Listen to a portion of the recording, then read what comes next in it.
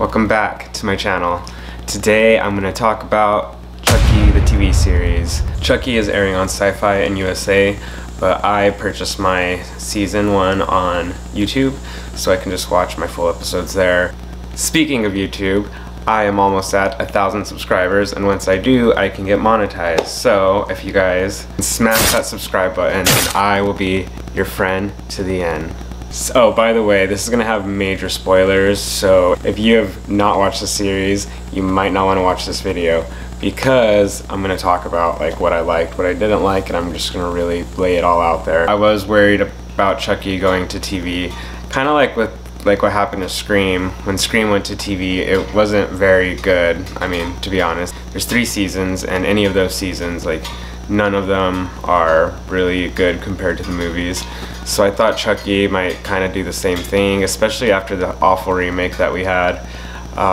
It was just like, what's gonna happen to Chucky now? But I love that they brought back the old cast members and his old storylines, and they're just kind of tying it all together. All the previous movies are canon in the series. They do a great job of bringing back the characters and explaining what's been going on since like the last movies. And Jennifer Tilly is all over this series, and they bring back Fiona Dourif playing Nika. And Nika comes back, and one of the cool things that I thought was the in and out of personalities where Nika actually comes back into her body, because at the end of Cult of Chucky we saw that Chucky had possessed her and she was able to walk again, and that was a really cool scene. I thought, like, whenever this girl in a wheelchair, paraplegic, and then all of a sudden, you know, Chucky possesses her and he has the ability to walk with her body. I thought that was cool, and a cool distinction between her and him. What's going on?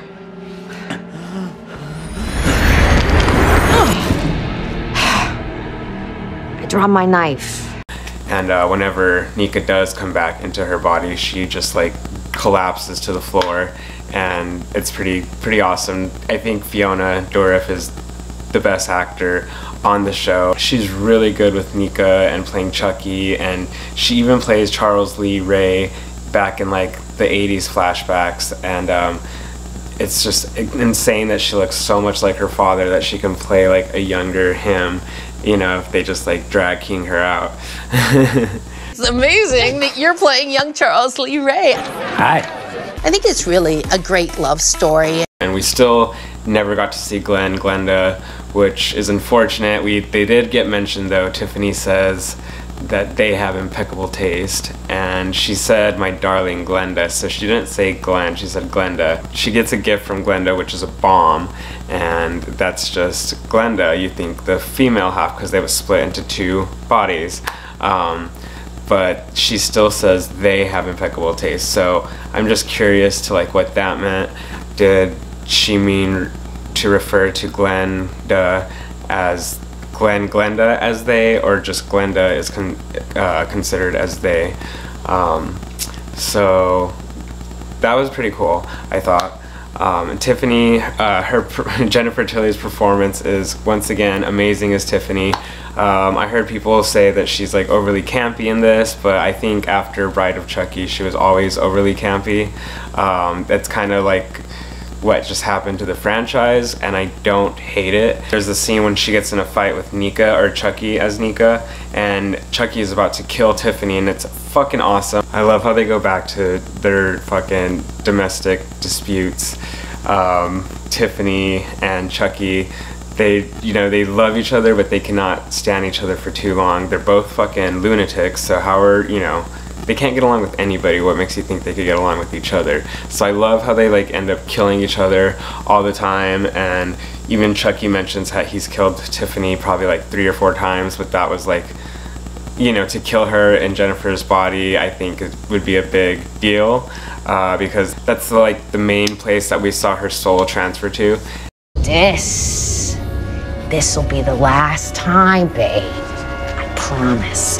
You can't kill me, Chucky! You need me! You need me or the plan won't work! Think about it. Thinking is for losers. And I'm not so sure about these soul transfers. Chucky's soul was like splintered into all these different dolls. If that means like they're not a complete soul, if that makes sense. Or if they are like the full representation, the full like being of Chucky is in each of these dolls. And that's pretty trippy and kind of hard to understand. But we also know that the same thing has happened with Tiffany, because at the very end, we see Tiffany in the doll body, which is fucking awesome. So we know that there's a Tiffany who's alive and a Tiffany in a doll body. And actually, didn't we see the Tiffany? I think we did see the Tiffany at the end of Cult of Chucky. So we already knew that there was a doll Tiffany and a human Tiffany, which is fucking crazy. So I'm so excited that we're gonna have more Tiffany in doll body, because we didn't get to see doll Tiffany all season until the very end. And who knows what Glenda will look like if they're gonna have multiples also. We also get to see some Andy and Kyle. Andy Barkley is the legend. He is the one who has been fighting Chucky since day one. It's so cool that he was so involved in this season, and like he wasn't like in it a lot, but I think he was in it enough to like just really like give this season like that touch of like Chucky that it needed, just to make it feel really good and like really like itself. And then you even see Kyle come back, and whenever they're first introduced and they go and shoot that doll at the little girl's house, that was one of the best scenes.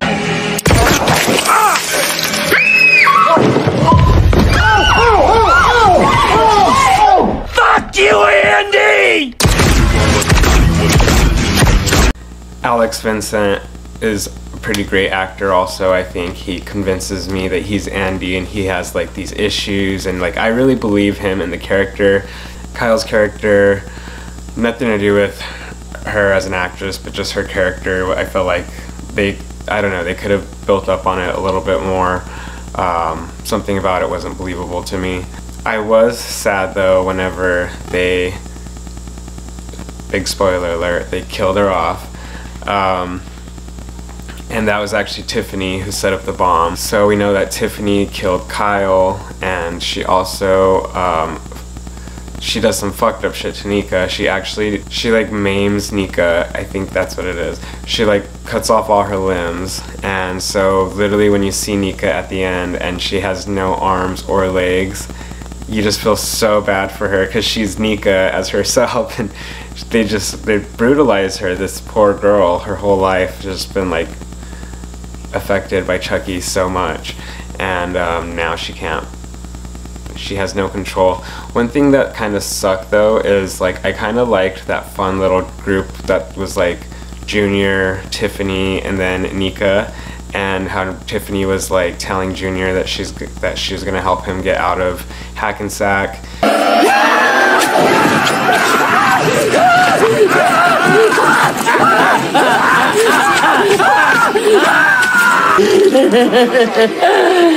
You fucking hag! You're upside down. Back off, Junior. Who are you gonna trust to get you out of this shithole town before they find your father's corpse? Me? I think that would have been really cool to play with. I don't think they should have killed off Junior. If they killed off Junior and then they get rid of the kids for the next season and it's like a new storyline, I think that would be cool. But if you're gonna bring back those kids, I think Junior would have like really help you like continue that story, and why those kids would even still be involved with Chucky. As far as the kids' storylines go, Jake, I thought it was really cool that they had a gay character, especially since the creator is gay. One thing I didn't like is, well, I mean, I do get he was troubled and he was bullied, and so like he almost did decide to kill people. Here he sent the doll to kill Lexi. I just thought that was a little like unredeeming for like a main character. Like, and don't get me wrong, I love like characters who do things that seem like they're unredeemable, but that just didn't, I don't know, it didn't sit that good with me, especially with them trying to make him like the good guy or like the hero of the series. It was like you know, like, how good is this guy if he was like this close to even like stabbing Lexi. I thought it was cool that Chucky vibed with like Lexi's little sister, and he was like talking to her, and she kind of had like this, she was like on the autism spectrum or something, because she was very like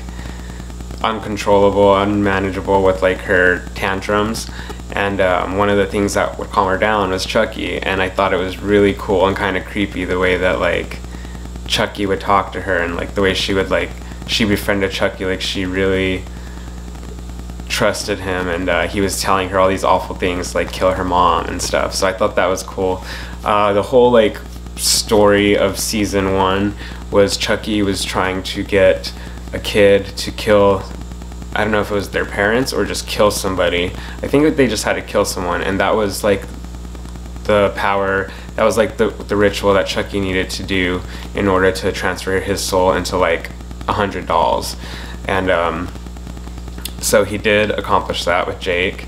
So now we have like 100 Chuckies, and we don't know like where the series is gonna go from there. I did really like Junior's performance, and that's why I'm annoyed that they killed him off. So all the backstory that they go into Charles Lee Ray's like childhood, and they actually go into his first kill, and when you find out who his first kill was, it's so fucked up, and it's so like, it's just so shocking, but at the same time you're like, well, nothing that Chucky does is really shocking anymore, because he's pretty fucking twisted if you've been following him for all these years.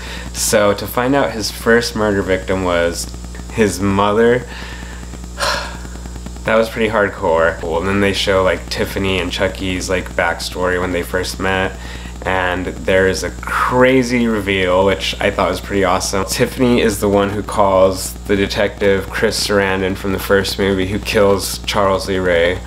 She's the one who like gave him the heads up whenever she reveals that to Chucky.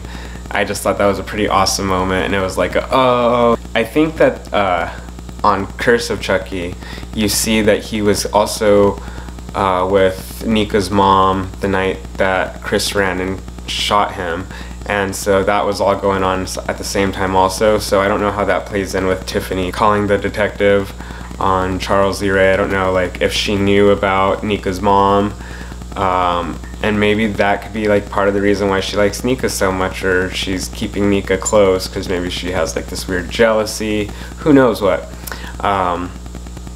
Maybe there's more there. The Chucky series has gotten really messy and like hard to follow throughout like all the movies, especially with all the weird voodoo stuff that keeps like changing up. But I think that Don Mancini is pretty good at like tying it all together and making it make sense for you like eventually, even if it doesn't right away.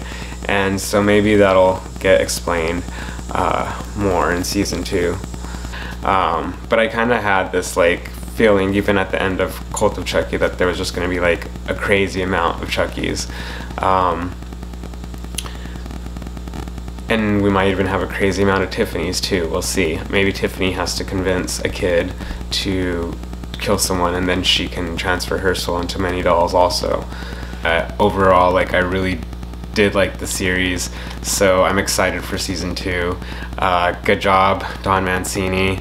I love it. Thank you so much for everybody who has subscribed, and if you haven't yet, please hit that button below and help me get to 1,000 subscribers so I can get monetized. I really appreciate it. Let me know in the comments below what your thoughts are on season 1. Subscribe, damn it!